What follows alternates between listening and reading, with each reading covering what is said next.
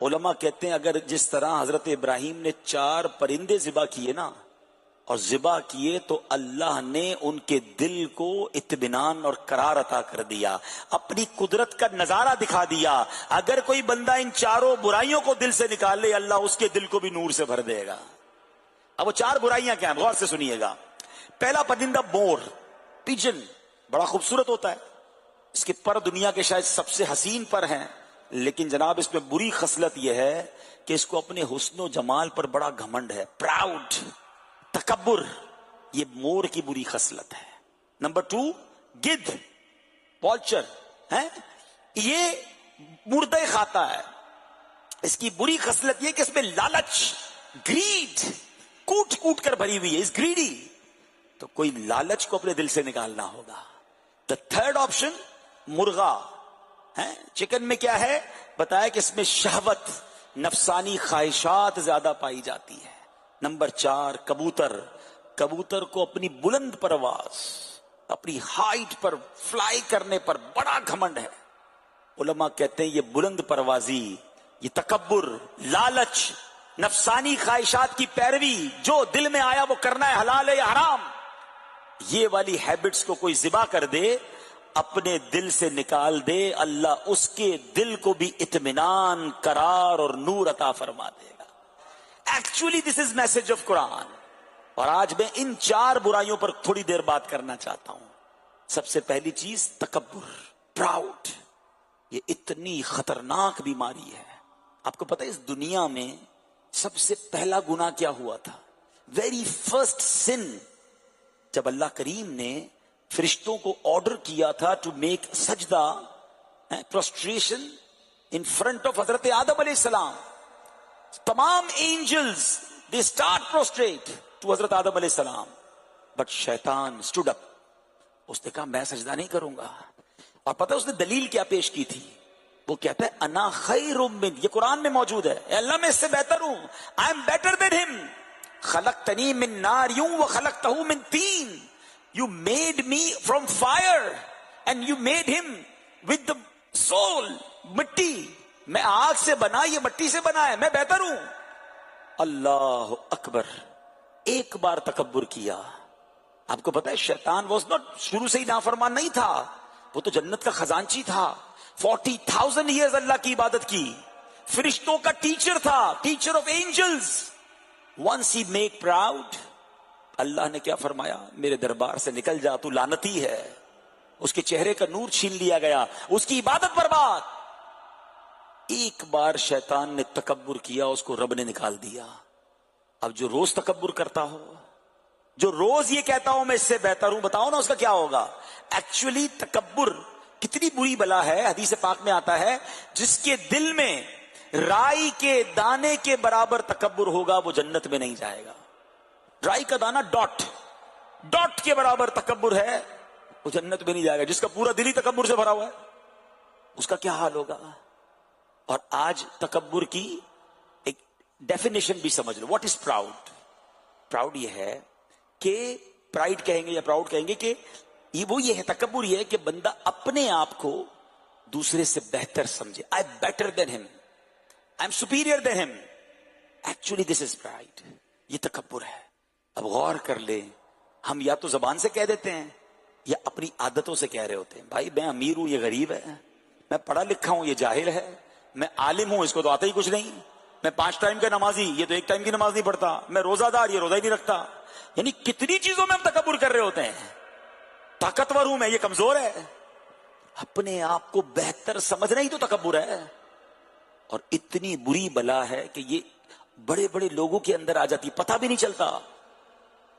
اچھا جب بھی تکبر کی بات کرتے ہیں نا تو کچھ لوگ یہ سمجھتے ہیں یار یہ پیسے والے تکبر کرتے ہیں۔ یقیناً منی، پیسہ بھی تکبر لاتا ہے، مگر تکبر صرف پیسے کی وجہ سے نہیں۔ علماء نے 8 ریزن بیان کیے ہیں، there are 8 reasons because of those reasons people used to make proud۔ اور اس میں پہلا ریزن پتہ ہے کیا لکھا علماء نے؟ پہلا ریزن ہی علم ہے۔ حالانکہ علم دین کتنی بڑی چیز ہے، مگر بعض اوقات علم بندے کو ملتا ہے اور سمجھنے لگتا ہے۔ ہاں بھائی قرآن پڑھا ہے تم نے؟ میں نے تو حدیث بھی پڑھی ہے، صحیح طریقے سے تلاوت آتی ہے آپ کو؟ اگر اس لیے علم سیکھا کہ دوسروں کو جاہل سمجھنا ہے تو پھر اسی کا نام تکبر ہے. آپ نے دیکھا ہوگا نبی پاک کی دعا کیا ہے؟ ربی زدنی علما نافعا. صرف علم کی دعا نہیں کی، اے اللہ ہمیں نفع والا علم عطا فرما، کیونکہ علم کی آفت بھی ہے. علم آ گیا اور بندہ دوسروں کو جاہل سمجھنے لگے، یہ تکبر ہے. بلکہ حدیث کے الفاظ ہیں من قال انا عالم فهو جاہل، جو کہے کہ میں عالم ہوں وہ جاہل ہے. اپنے آپ کو دوسروں سے افضل تھوڑی سمجھ رہا ہے. دوسرے نمبر پر جو ریزن علماء نے بیان کیا وہ ہے عبادت. ہاں عبادت بھی تکبر لاتی ہے. اب کوئی بندہ 5 وقت کا نمازی ہو، تہجد گزار ہو، اور اس دوسرے لوگوں کو سمجھے کیسے لوگ ہیں یار، نمازی نہیں پڑھتے، مسجد میں ہی نہیں آتے، جماعت سے نماز نہیں پڑھتے، فجر نہیں پڑھتے. حضرت آپ اپنی نماز ضرور پڑھیں، but you have no right to think about somebody کہ وہ آپ سے کم ہے. کیا پتا آپ کی نماز ہی قبول نہ ہو اور اس کا کوئی دعا قبول ہو جائے، وہ آپ سے پہلے جنت میں چلا جائے. وہ مجھے واقعہ یاد آیا، حضرت سفیان ثوری رحمۃ اللہ تعالی کا غالباً واقعہ ہے. He was in travel with his son and he stayed in one motel. آج کے زمانے میں موٹیل کہتے ہیں، ورنہ اس زمانے میں تو سرائے خانہ تھا، مسافر خانہ. And at the time of tahajjud, the father and son woke up and prayed tahajjud. And after praying tahajjud, son said to his father, "Oh Baba Jan, look at the old people. They are all sleeping. Nobody woke up for tahajjud namaz. کوئی بھی نہیں اٹھا، مجھے کیسے لوگ ہیں?" You know what Hazrat Sufyan Sauri said to his son? بیٹا تو بھی سویا رہتا تو صحیح تھا. You got the message? بیٹا تو بھی سویا رہتا تو ٹھیک تھا. اٹھ کر نماز پڑھ کے دوسروں کو اگر حقیر سمجھ رہا ہے تو اس سے بہتر تو بھی تہجد نہ پڑھتا. یہ سوچنا ہے. کئی لوگ ماشاءاللہ نفلی روزے رکھتے ہیں، پیر کا روزہ بھی رکھتے ہیں، جمعرات کا روزہ بھی رکھتے ہیں، رجب شعبان کے روزے رکھتے ہیں، ویری گڈ. بٹ یہ مت کرو کہ میں روزے رکھتا ہوں یہ روزے نہیں رکھتا. نہیں، عبادت بھی تکبر لاتی ہے. تیسرے نمبر پر مال تکبر لاتا ہے. پیسے والا غریب کو کچھ نہیں سمجھ رہا ہوتا. نہیں، آج آپ کے پاس پیسہ ہے، منٹ نہیں لگتا. ہم نے ایک دن میں زکات دینے والوں کو زکات لینے والا دیکھا ہے. تو کبھی غریب کے مقابلے میں تکبر نہیں کرنا. حسن تکبر لاتا ہے. میں بڑا خوبصورت، اس کا تو رنگ ہی سانولا ہے، یہ تو بندہ اس کی تو باڈی اچھی نہیں ہے. کبھی بھی نہیں. تکبر جس کے دل میں ہوگا وہ جنت میں نہیں جائے گا. بالکل اسی طرح طاقت، شہرت، یہ سارے ریزنز بیان ہوئے جس کی وجہ سے بندہ تکبر کرتا ہے.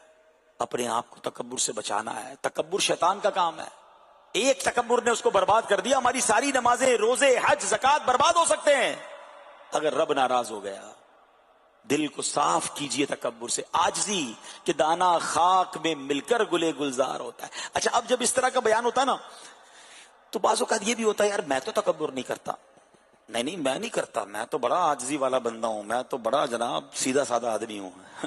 یہ ہم اپنے آپ کو خود ہی کہہ رہے ہوتے. میں آج آپ کو 2-3 ٹیسٹ بتا دیتا ہوں. اللہ کرے آپ تکبر نہ کرتے ہوں، اچھی بات ہے. اللہ کرے میں بھی نہ کرتا ہوں، مگر میں 2-3 آپ کو ٹیسٹ بتا دیتا ہوں. چیک کر لیں. پہلا ٹیسٹ، اگر کوئی غریب آدمی، کوئی بیچارہ بالکل ڈپرائیوڈ بندہ ہمارے قریب آ کر بیٹھ جائے تو ہمیں کیسا لگتا ہے؟ کھانا کھاتے ہوئے بیٹھ جائے، ہماری گاڑی میں ہمارے برابر والی سیٹ پہ بیٹھ جائے، مسجد میں بالکل برابر میں آ کے بیٹھ جائے، ہم کسی دعوت میں شادی میں جائیں ہمارے برابر بالکل پرانے سے کپڑے پہن کر ہمارے پاس بیٹھ جائے. اگر دل میں یہ آ رہا ہے کہ یار یہ کدھر بیٹھ گیا، یہ تو ہمارے اسٹیٹس کا بندہ ہی نہیں ہے، وائی سٹنگ ود می، تو پھر تکبر اور کیا ہے؟ آپ کو پتہ ہے نبی پاک علیہ السلام اپنے خادم کو اپنے ساتھ سواری پر بٹھایا کرتے تھے.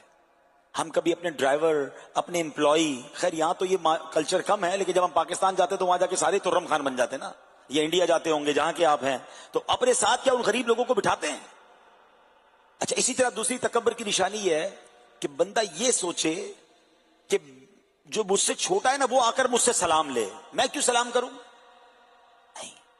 اگر آپ کو یہ فیل ہوتا ہے کہ میں بڑا ہوں باقی لوگ آ کے سلام کریں، یا آپ کسی محفل میں جائیں آپ کو کسی پروٹوکول والی جگہ پر نہ بٹھایا گیا اور آپ کو جناب نارمل جگہ پر بٹھا دیا، تو لوگ بعضوں کا ناراض ہو کے چلے جاتے ہیں کہ میں نہیں سن اجتماع، میں شادی میں نہیں بیٹھوں گا. کیوں یار؟ مجھے پروٹوکول نہیں دیا. It means you are superior than all. سرکار دو عالم علیہ السلام کی عادت کریمہ تھی کہ محفل میں تشریف لاتے، جہاں جگہ ہوتی میرے آقا بیٹھ جاتے کونین کے والی ہو کر، اور مجھے ذرا سا پروٹوکول نہ ملے، مسجد چھوڑ کے، اجتماع چھوڑ کے، محفل چھوڑ کے چلے جاتے ہیں. تو بتاؤ نا پھر تکبر کس شے کا نام ہے؟ It means you feel that I am superior. سلام نہ لینا لوگ مجھے سلام کریں، یہ اتنی بری عادت ہے. ارے سلام میں پہل کرو، نیکیاں زیادہ ہیں. بلکہ میں عشق والی بات بتاؤں کہ نبی پاک علیہ السلام اللہ کے حبیب ہے نا، نبی پاک ساری زندگی سلام میں پہل فرماتے رہے. کبھی کبھی صحابہ کرام کہتے آج ہم پلان کر کے جائیں گے اور پیارے آقا کو ہم پہلے سلام کریں گے. کہتے ہم جاتے اس سے پہلے کہ ہم سلام کرتے، سرکار دو عالم علیہ الصلوۃ والسلام خود ہی سلام میں پہل فرما دیتے. بلکہ علماء بڑی عشق والی بات فرماتے ہیں، وہ تو 1400 سال 1450 ایئرز اگو کی بات ہے نا. علماء کہتے ہیں آج بھی کوئی روضہ رسول پر جائے، آج بھی کوئی نبی پاک کے دربار میں جائے، اس سے پہلے کہ امتی سلام کرے آج بھی نبی پاک پہلے سلام فرماتے ہیں. ایسی عادت ہے میرے آقا کی. اور ہم کہتے ہیں یار میں سیٹ ہوں، امپلائی پہلے سلام کرے، میں باپ ہوں بچے پہلے سلام کرے، میں امام ہوں مقتدی پہلے سلام کرے، میں اتنا فیم پرسنل عالم بیان کرنے والا مجھے لوگ سلام کریں. نہیں، آگے بڑھ کر آپ سلام کریں. بلکہ چلیں میں تکبر کو دل سے نکالنے کے جو فارمولے حدیث میں بیان ہوئے نا، if you want to get rid of proud, تو نبی پاک فرماتے ہیں جو سلام میں پہل کرے وہ تکبر سے فارغ ہے، فری ہو جائے گا تکبر سے. حدیث کا خلاصہ ہے یعنی آلویز آپ آگے بڑھ کر سلام کریں، آپ کا دل تکبر سے پاک ہو جائے گا. ایک اور طریقہ بتاؤں تکبر سے بچنے کا، اپنا سامان خود اٹھائیں. ہم میں سے بعض لوگ وہ ہوتے ہیں جو مشہور ہوتے ہیں نا، تو ہمارا سامان لوگ لے لیتے ہیں، چپل لوگ لے لیتے ہیں. نہیں، آپ کبھی کبھی اپنے چپل اپنا سامان لوگوں کے سامنے خود اٹھائیں. کلف اترے گا، کلف اتارنا ہے، تکبر میں نہیں رہنا ہے. یہ تکبر مروا دے گا. ہیں اللہ اکبر. یہ فرعون، حامان، نمرود تکبر کیا، کہاں گئے؟ کوئی دنیا میں نہ بچا. تو یہ جو قرآن کا واقعہ ہے یہ میسج ہے کہ اپنے دل میں تکبر نہ آنے دیں. میں کبھی کبھی آپ کو مشورہ دوں گا، غریب لوگوں کے گھر جایا کریں، غریب لوگوں سے ملا کریں. کبھی کبھی آپ دیکھتے ہوں گے مسجد میں کوئی ایسا بھی بندہ ہوگا جس کے ہاتھ پیر معذور ہوگا، زبان سے بعض اوقات کچھ لار وغیرہ ٹپک رہی ہوتی ہے، کپڑے ٹھیک نہیں ہوتے، اس سے مسجد میں کوئی نہیں ملتا. آپ آگے بڑھ کر اس کو سینے سے لگا لیں. یقین کریں اس کی آنکھوں میں آنسو آ جائیں گے. شاید بڑے دنوں بعد اس سے کسی نے ملاقات کی ہوگی. ہیں غریب لوگوں سے ملیں، جو ڈپرائیوڈ ہیں ان سے ملیں، جو بیچارے پریشان ہیں ان کے گھر پر جائیں. ہم امیر بندے کی شادی میں پہلے پہنچ جاتے ہیں، غریب بندے کے پاس کوئی نہیں جا رہا ہوتا. ایسا نہ کریں، دل سے تکبر کو پاک کریں، انشاءاللہ رب بہت عروج عطا فرمائے گا، ورنہ یہ تکبر ہمیں برباد کر دے گا. اسی طرح میرے پیارے اسلامی بھائیوں، اس واقعے میں ہمیں ایک اور بری عادت جو ہے اس سے ہمیں بچنے کا حکم ملا ہے، اور وہ کیا ہے؟ عہدے اور منصب کی خواہش ہے. مرغ کو اپنی شہوت ہے تو جناب کبوتر کو اونچی اڑان ہے. تو یہ اتنی بری عادت ہے. دیکھیں فرعون کو کیا ملا؟ 300 سال تک عیاشی کرتا رہا، آخر کار دریائے نیل میں غرق کیا گیا نا. آپ جانتے نمرود نے خدائی کا دعویٰ کیا، اللہ نے اس کو ہلاک کرنے کے لیے مچھر بھیجا اور مچھر اس کے سر میں چلا گیا. بڑے بڑے ڈاکٹر تھے، وہ کنگ، بہت سارے ڈاکٹرز کو بلایا، کوئی علاج نہیں. پتہ ہے پر اس کا علاج کیا بنا؟ کہ جو اس کے دربار میں آئے گا 10 جوتے مارے گا اس کے سر پہ، تو اس کو چین آتا تھا. 800 سال زندہ رہا، 400 سال تو مزے کی لائف گزاری اور اگلے 400 سال تک جوتے کھاتا رہا. خدائی کا دعویٰ کیا تھا نا، ہر بندہ اس کے دربار میں آ کے سر پہ 10 جوتے مارتا تب اس کو سکون آتا تھا. 400 سال اللہ نے اس کو ذلیل کرنے کے لیے زندہ رکھا.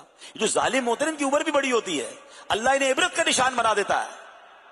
تو ہمیں یہ غور کرنا ہے، ہمیں اللہ کا عاجز بندہ بن کے رہنا ہے. اور اے میرے پیارے اسلامی بھائیوں، ایک اور ہم نے بری عادت سنی، شہوت، نفسانی خواہشات. خدا کے واسطے اپنے آپ کو بچائیں، اپنی آنکھوں کو حرام دیکھنے سے بچائیں، اپنے کانوں کو حرام سننے سے بچائیں، اپنی زبان کو حرام بولنے سے بچائیں. آج کل کچھ لوگ کہتے ہیں میں برائی نہیں کرتا، میرے دوست کرتے ہیں، میں تو صرف بیٹھتا ہوں. وہ تاش وغیرہ جوا کھیلتے ہیں مگر میں ٹائم تھوڑا سا دیتا ہوں. وہ شراب نشہ کرتے ہیں، میں نہیں پیتا، ساتھ بیٹھتا ہوں. یہ نوجوانوں میں یہ سمجھا رہے ہوتے ہیں آئی ایم ویری اسٹرانگ، میں کچھ نہیں کرتا، بس کمپنی دیتا ہوں.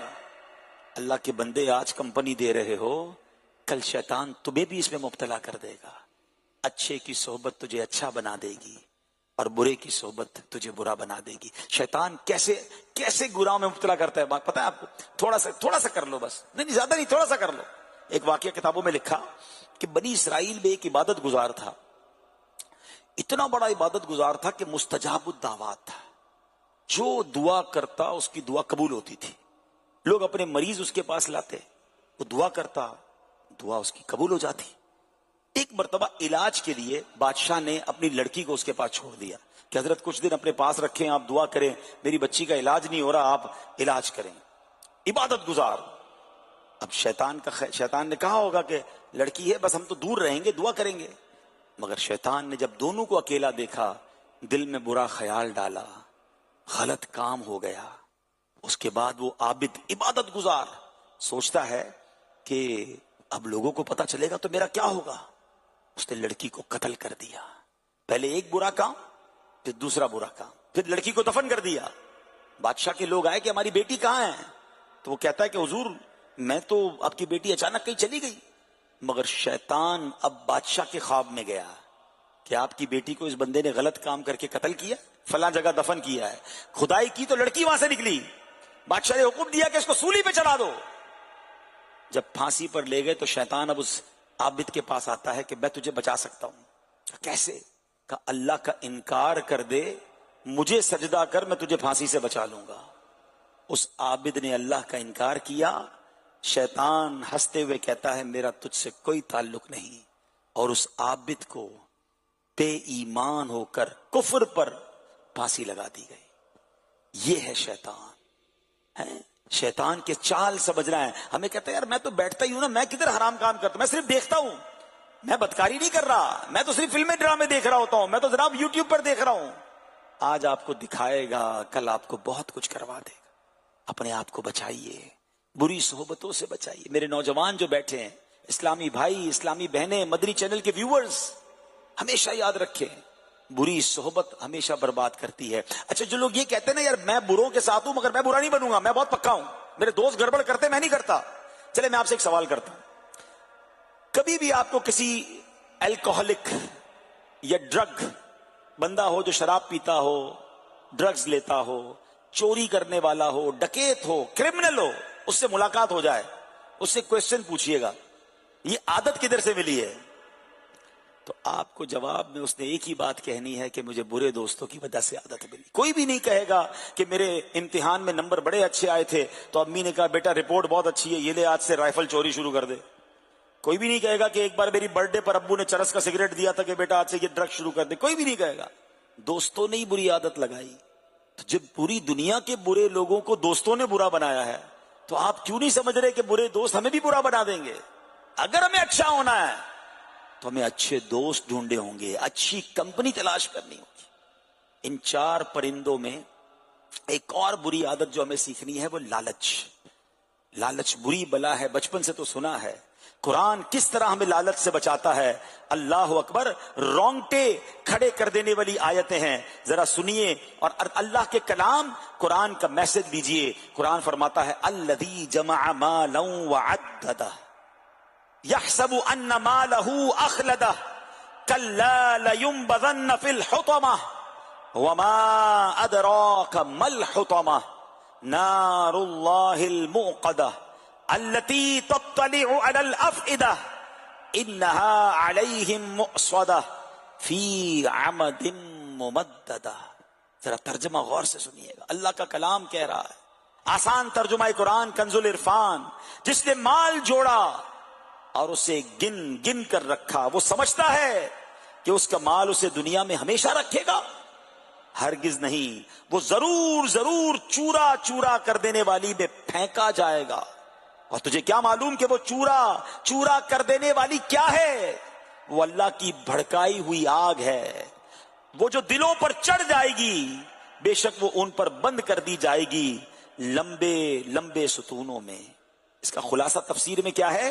وہ شخص جو حرام ذرائع سے مال جمع کرتا ہے، اپنے مال سے شرعی حقوق ادا نہیں کرتا، مال جمع کرنے میں ایسا مشغول ہوتا ہے کہ آخرت کو بھول ہی جاتا ہے، ایسا شخص یہ سمجھتا ہے کہ ہمیشہ رہے گا، یہ مال اس کے لیے عذاب بنا دیا جائے گا۔ لالچ، لوگوں کو ایسی لالچ ہے کہ جدھر سے بھی کمانا ہے، حلال آئے حرام آئے بس آنے دو، نہ کریں ایسا۔ حرام مال صرف بربادی لاتا ہے۔ کیا کریں گے؟ میں ایک فارمولہ آپ کے سامنے رکھتا ہوں اپنے بیان کو اینڈ کی طرف لاتے ہوئے، بزنس کمیونٹی کے لوگ ہیں میری بات ذرا جلدی پک کر لیں گے۔ ایک سوال کرتا ہوں، اپنی زندگی میں ہم جتنے کماتے ہیں اپنی ذات پر، فیملی پر نہیں، بچوں پر نہیں، دوستوں پر نہیں، اپنی باڈی پر اس میں سے کتنا % خرچ کر سکتے ہیں؟ میں نے چند بزنس مین سے پاکستان میں بھی پوچھا تو کوئی کہتا ہے 3%، کوئی کہتا ہے میکسیمم 5%. ایسا ہی ہے آپ کی ذات پر. آپ نے جتنی بھی زندگی میں آج تک پیسے کمائے ہیں اپنی ذات پر اپنی باڈی پر کتنا % خرچ کر دیں؟ صحیح ہے میکسیمم 5%. میری بات سمجھ آ رہی ہے؟ مانا تو 2-3 مرد کا خرچہ ہی کیا ہوتا ہے، عورتیں خرچے کرتی ہیں، بچوں پہ خرچ ہو رہا ہے، فیسیں دے رہے ہیں، گھر میں دے رہے ہیں. آئی صاحب کہہ رہے ہیں 2% کافی ہیں. میں کہتا ہوں آئی صاحب کوئی برانڈڈ کپڑے پہننے والا ہو، شوقین، پھر بھی 5%. اب میرا جملہ سنیے گا، کمانے کتنے ہیں؟ 100. اپنے اوپر خرچ کتنے کرنے ہیں؟ 5. میرے ساتھ رہیے، میرا جملہ سن لیں گے یاد ہو جائے گا آپ کو. کمانے کتنے ہیں؟ 100. اپنے اوپر خرچ کتنے کرنے ہیں؟ 5. حساب کتنے کا دینا ہے؟ پورے 100 کا. مار کتنے کی پڑے گی اگر غلط کمائے تو؟ پورے 100 کی. یہ کتنی بڑی بے وقوفی ہے کہ کماؤں میں 5 مشکل سے اپنے اوپر خرچ کروں، باقی 95 میں بچے فیملی موج کرے اور چھوڑ کے مر جاؤں، اور مار پورے 100 کی کھاؤں. یہ عقل بندی ہے؟ آپ کہیں گے یا اللہ میں نے تو 5 خرچ کیے تھے، 5 کا حساب لے لے. بچوں نے خبا کھائے، بچے تو کہہ دیں گے قیامت کے دن یا اللہ ہمیں کیا پتا ابو کہاں سے لاتا تھا، وہ پیسے دیتا تھا، ہم موج کرتے تھے، ہم موبائل لیتے تھے، ہم لیپ ٹاپ لیتے تھے، ہم ویکیشن کرتے تھے، ابو دیتا رہتا تھا، ہم موج کر رہے تھے، یا اللہ باپ سے پوچھ کہاں سے لایا. تو کتنی بڑی بے وقوفی ہے. اس میں عقل مند کہتا ہے کیا کرے گا کہ یار جب خرچ ہی 5 کر رہے ہیں تو پورے 100 سچے ہی کماؤں گا، بے شک تھوڑے ہوں. جب میں نے خرچ ہی 5 کرنے تو پوری سب کا بوال کیوں اپنے اوپر لوں؟ تو یہ بے وقوفی نہ کرنا کہ حرام کمائی جائیں. کچھ لوگ کہتے ہیں بچوں کے لیے کما رہا ہوں. بھائی بچوں کے لیے حلال کمائیں نا، اور بچوں کے لیے صرف پیسے نہ کمائیں، اپنی لیگیسی میں صرف مال چھوڑ کر نہ جائیں، اچھی تربیت چھوڑ کر جائیں، سخاوت سکھا کر جائیں، ان کو نمازیں سکھا کر جائیں، زکات سکھا کر جائیں. ورنہ آپ نے بھی دیکھا، ہم نے بھی دیکھا کہ والدین اربوں روپے چھوڑ کر گئے مگر بچے شراب میں، جوئے میں سب برباد کر دیا. اور ہم نے یہ بھی دیکھا کہ ماں باپ نے پیسے زیادہ نہ چھوڑے. آپ میں سے کئیوں کو میں جانتا ہوں کہ آپ کے ماں باپ نے آپ کو زیادہ پیسے نہیں دیے تھے مگر تربیت اچھی دی، اللہ نے وہ تھوڑے پیسے کروڑوں اربوں روپے میں ٹرانسفر کر دیے.